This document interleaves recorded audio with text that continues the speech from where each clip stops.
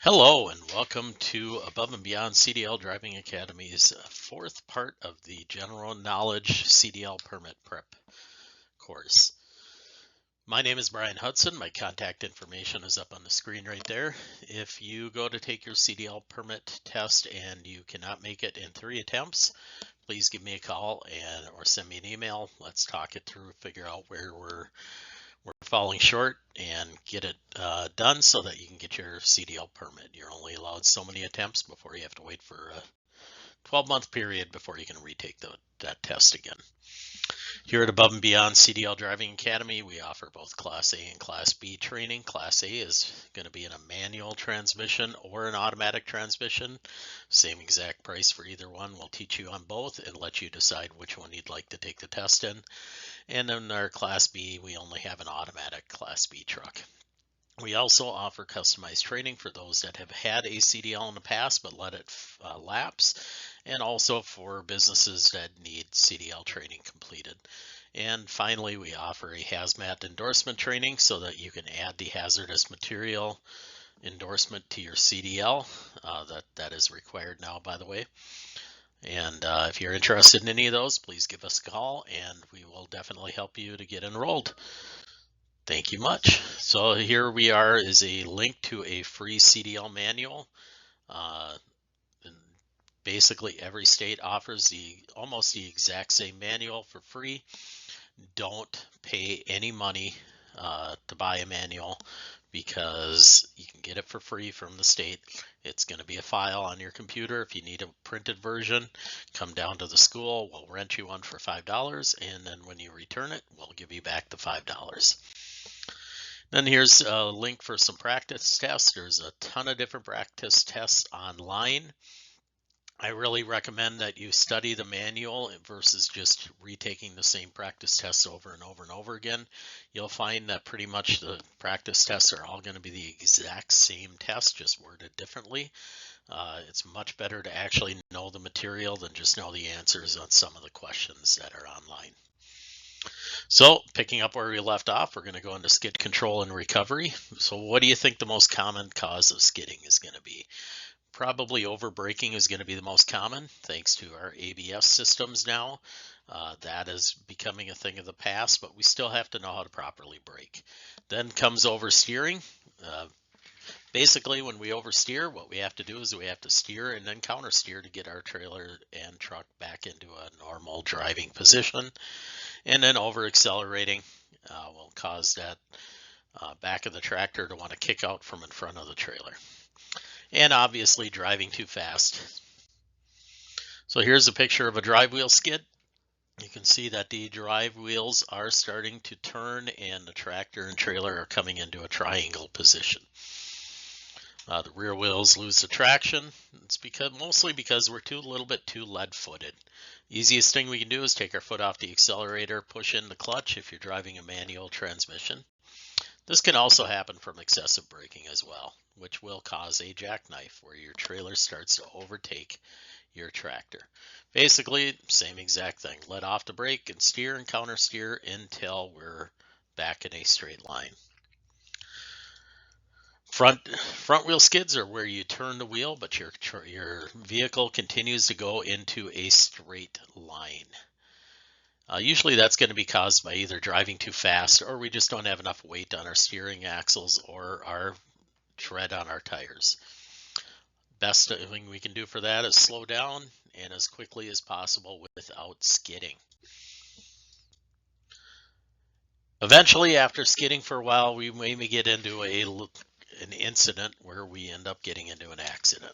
First thing we should do when we get into an accident is protect the area. If we can safely remove the vehicle off the roadway and park away from the accident if you're not involved, turn on your four-way flashers and then set out those reflective triangles as soon as you can if you're going to be there for longer than 10 minutes. And then notify authorities. Remember, you are allowed to use your cell phone behind the wheel of a truck if it is an emergency. You should always call before getting out of the truck to assist. And if you end up not having your cell phone and you have to give directions to other people to call, tell them specifically what to say. Studies have shown if you holler out in a group of people, someone call 911, everyone will think somebody else is doing it. So actually point to the person, tell them to call 911, and then explain what you want them to say. 3-vehicle accident on the corner of Highway 8 and County Road 23. 2 people are unconscious, or whatever you need them to say. Make sure you're very direct in what you need to say. Render aid to the best of your ability. Try to avoid moving the people if at all possible. But remember, only move them if you absolutely have to for a life-saving reason. There is actually legal protections for you if you render aid and you're not trying to outdo your abilities. Then you are protected under law for first responders. Eventually, you may see a situation where your vehicle catches on fire. These van trailers are believe it or not, they burn very well on their own. So some of the causes of fire could possibly be a crash where there's spilled fuel, or sparks, or flares actually cause fires as well. That's why you don't see flares very often anymore. Tires could be underinflated with the rubber touching each other, meaning that that's creating friction and high heat, which eventually could cause a fire. Also, your electrical system, you could have a short circuit with because of loose connections right next to an oil leak or a fuel leak, and it sparks and it ends up catching that oil or that fuel on fire. When you're fueling up, there are certain procedures you must follow. Obviously, we don't smoke while we're fueling up a truck like they show in the picture there. Also, try to discharge that static electricity before you actually touch that fuel nozzle. And then also could possibly be some loose fuel connections that are leaking fuel onto your exhaust system. Sometimes we're hauling flammable cargo or cargo that is improperly sealed or loaded. If you're hauling hazardous material and you load certain things that need to be segregated. Also, poor ventilation could cause a fire. Sometimes when you're hauling certain kinds of shavings from certain products, they'll need to be ventilated, and if those ventilations are clogged, they'll create a back pressure, which could actually eventually catch on fire and self-ignite. Some of the things we can do to prevent those fires are do a proper pre-trip inspection as well as our en-route inspections. Make sure we're following those fueling and braking procedures that we've talked about.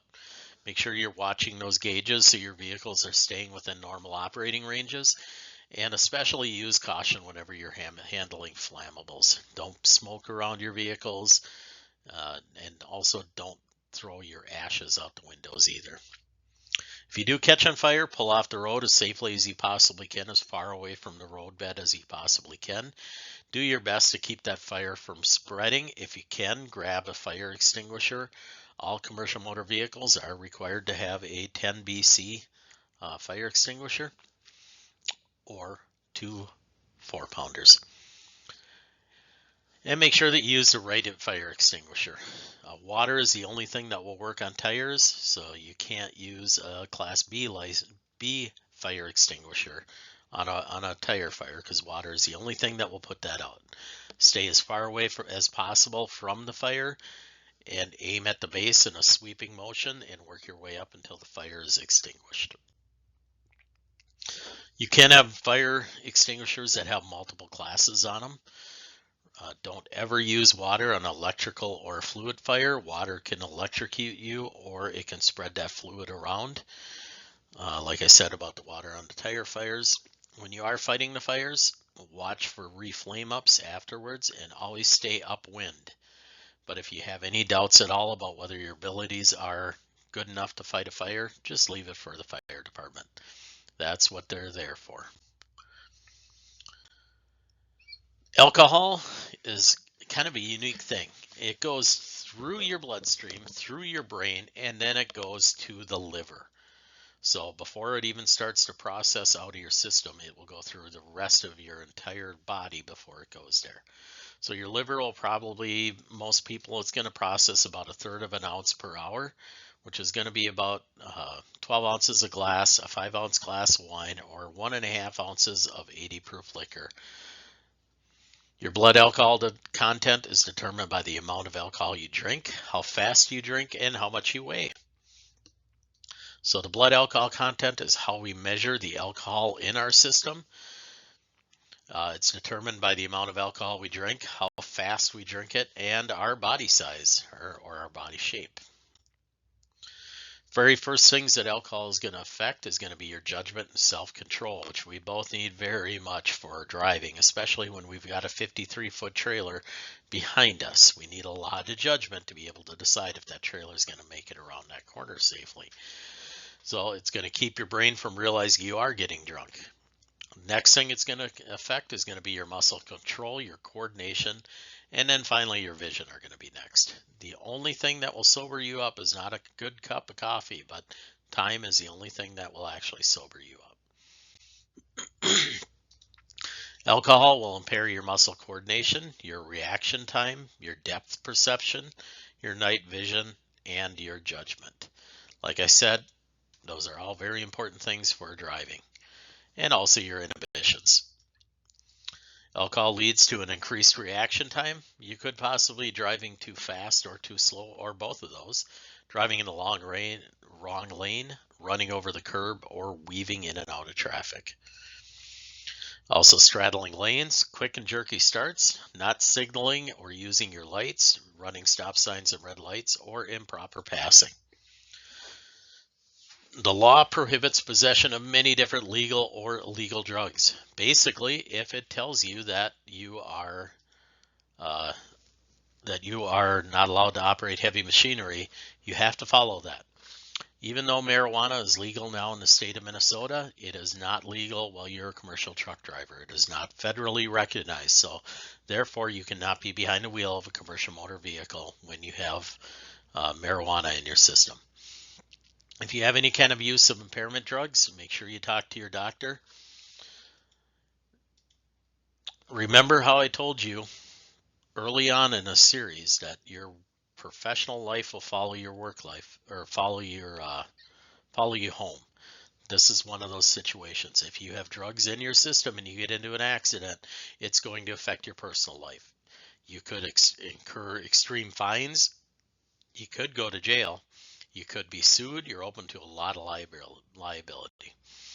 And also in the commercial driving world, if you are seriously ill, you are not considered qualified to drive. So if you have the flu, you have COVID, anything that makes you drowsy, it's best just to call in sick for that day. There's also zero tolerance. Now, in a commercial motor vehicle, you are acceptable to have up to 0.04 blood alcohol content. But in reality, if you have any alcohol in your blood or an alcohol content, you will be put out of service and you will probably receive a fine. And more than likely, when you call your employer and tell them that you cannot drive that truck out of that weigh station, you're probably going to be out of a job too. If you are caught with drugs in your system, it means you will be suspended from your driving privileges. Plus, like I said, it opens you up for liability. If you are ever caught with any of these drugs or alcohol in your system, you will need to go through what's called a return to duty process, meaning you will have to see a substance abuse professional. You will have to undergo their treatment plan. And when that is completed, you will have to test negative on your drug screen. Then you'll be allowed to come back to work, and you'll be subject to random drug and alcohol screenings, a minimum of 6 in the first month that you are back to work, or first year that you are back to work. So the moral of the story is just don't do drugs or alcohol while you're driving a commercial motor vehicle.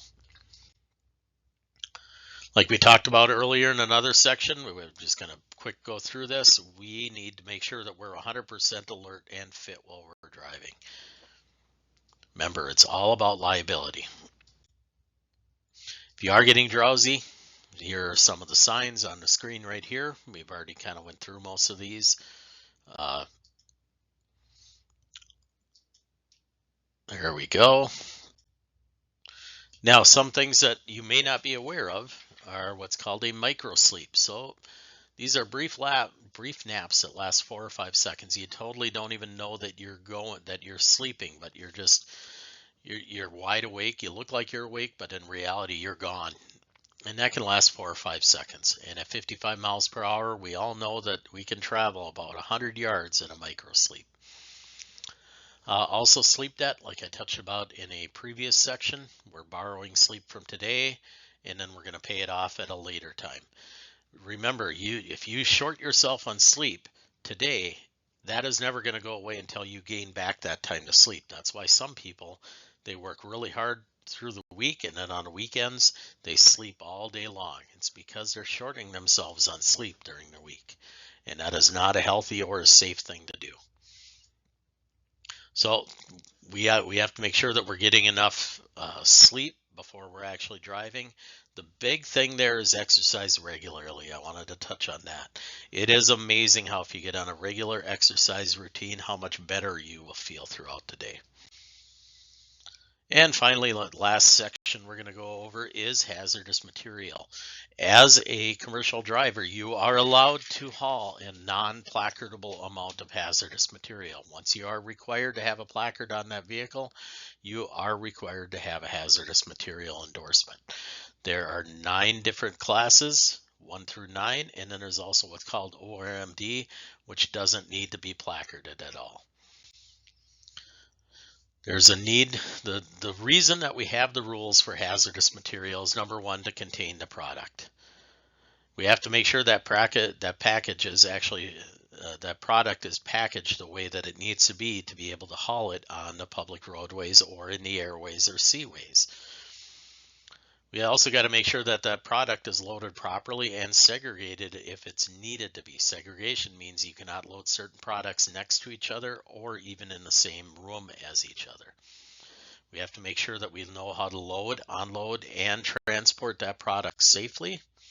We also want to make sure that we can communicate the risk. The way that we communicate that risk is through the use of shipping papers and placards. Shipping papers while you're driving in the truck, if you have any hazardous material, have to be kept within easy reach of a seatbelted driver. And if you're on break or go away from the truck, they have to either be placed on the driver's seat or in a driver's door pouch, where by opening up the driver's door, emergency responders can access those.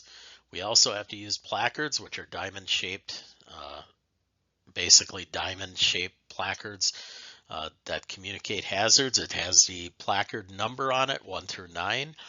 Also, if you're hauling a specific amount over 2,000 pounds, you have to have a 4-digit number, either a UN or an NA number. And if you're hauling multiple classes of hazardous material, you may have to have multiple placards on your vehicle. You can drive, like I said, a non-placarded cargo without a hazardous material endorsement, provided it's not enough to fall under hazardous material shipping regulations.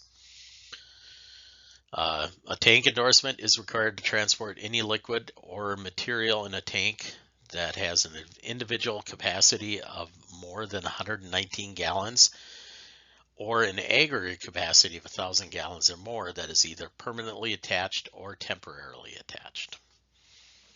Okay, and that completes general knowledge, which is section 2 in the Minnesota CDL manual.